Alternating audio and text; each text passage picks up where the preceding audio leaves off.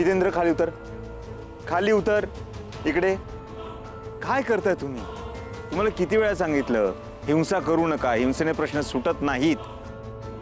मागच्या वेळी माझा मित्र आणि भक्त मंगेश याने पण असंच काहीतरी केलं तर पोलीस त्याला घेऊन गेले, त्रास दिला. आता तुम्हा सगळ्यांना घेऊन गेल्यानंतर, त्रास दिल्यानंतर मी काय करायचं? आणि काय, ही सरकारी मालमत्ता आहे, सरकारी प्रॉपर्टी आहे, तुम्ही तिचं नुकसान करताय? पोलीस आहेत ते, त्यांचं काम करतायत, आपण त्यांना सहकार्य केलं पाहिजे. शांत व्हा, कुणीही काहीही करायचं नाही.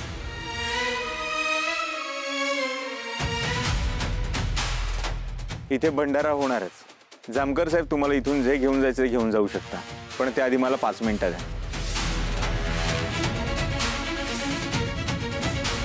ए, तुला 5 मिनिटं कशाला पाहिजेत? त्याने काय होणार आहे? काही होणार नाहीये. मला ईश्वराचं नामस्मरण करायचं 5 मिनिटं. द्याल ना वेळ? जामकर साहेब, आम्ही तुमचं एवढं ऐकतो, तुम्ही आमचं एवढं तरी ऐकू शकता?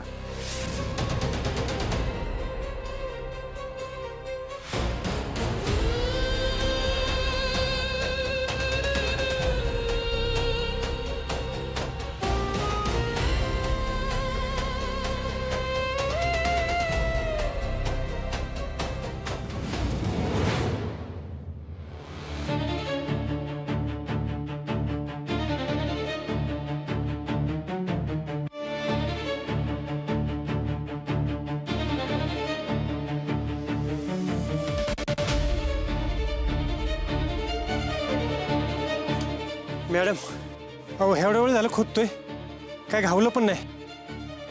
तेव्हा आपण आपल्या येड्यात नसेल ना काढलं. अजून खोदा. खोद रे, पलीकडे खोद. तिकडे बघ त्या सारी.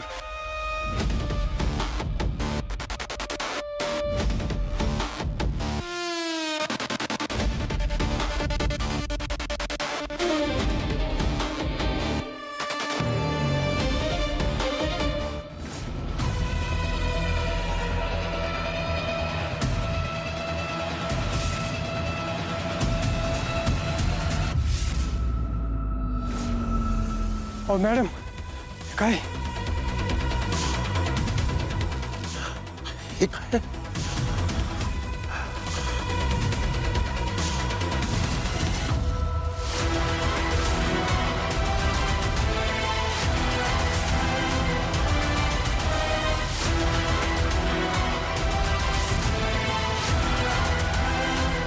मॅडम, बाहेर कोणतरी आले वाटतंय, मी बघून येतो.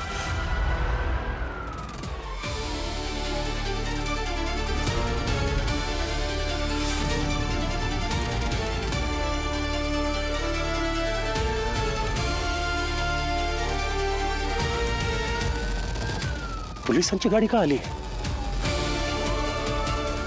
मॅडमला सांगितलं पाहिजे.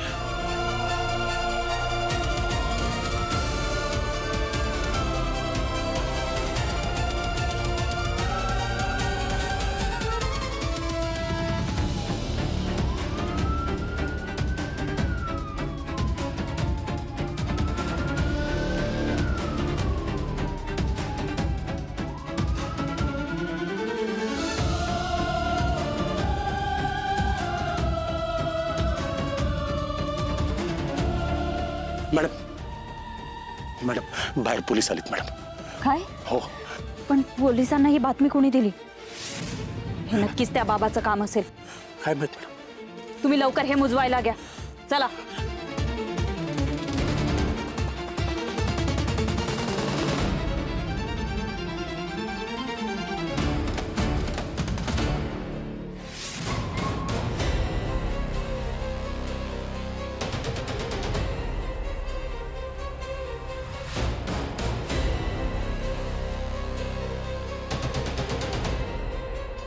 येऊ देत त्यांना आत. शूज. Sorry ma'am.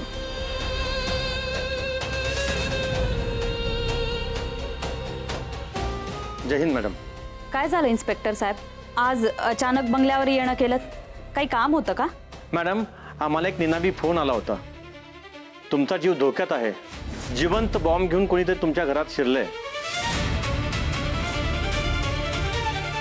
अच्छा, तो मीच केला होता माझ्या माणसांकडून. मॅम तुम्ही? हो. का? आपल्या जिल्ह्यात एवढे गुन्हे होत आहेत. मी तपासत होते की असा धोक्याचा फोन आल्यावर आपलं पोलीस खातं किती लवकर ॲक्शन घेतं. ते त्यांचं काम नीट करतंय का?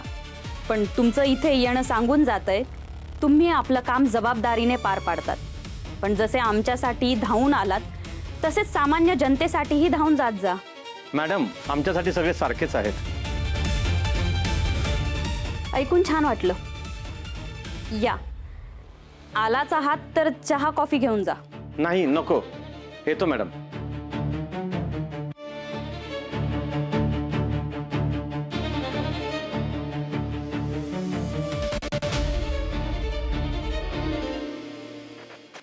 ए, शेवटचा 1 मिनिट बाकी आहे.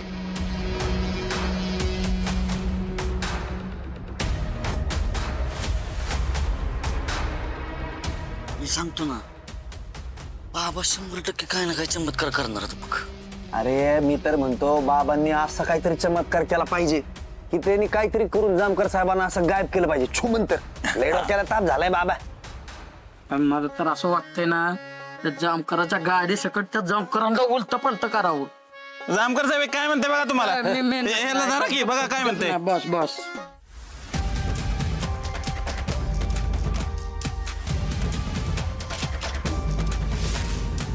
चला, खूप झाला टाइमपास. चला.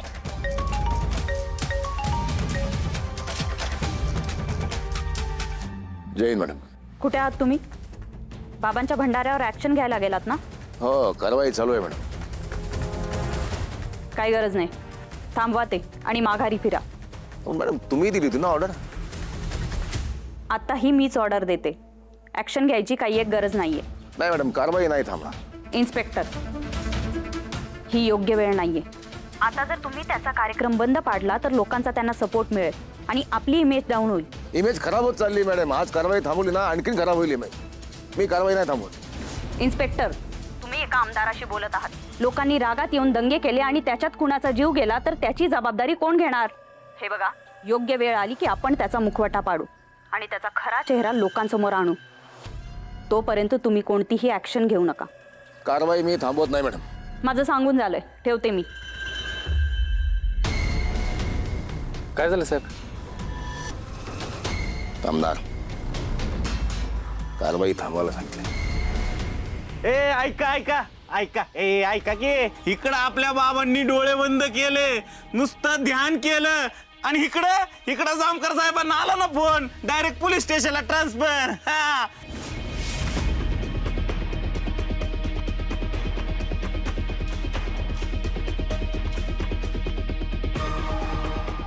देव माणसाचा जय जय